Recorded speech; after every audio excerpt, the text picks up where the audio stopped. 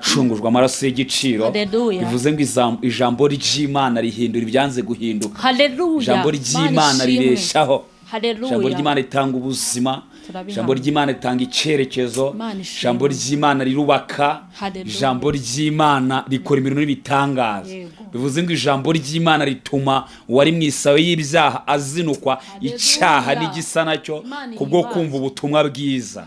Rero twe turimo kuvuga ubutumwa bwiza bwa Kristo, kuko ubutumwa bwiza bushushanya Imana n'Umwana n'Umwuka Wera. Ubutumwa bupfuye bushushanya Satani. Rero 2025 turimo kuvuga ubutumwa bwiza bwa Kristo, kuko Yesu niwe wadupfiriye ku musaraba. Natwe aka kanya turimo kubwiriza ubutumwa bwiza. Turimo kubwiriza ubutumwa mu ijambo ry'Imana.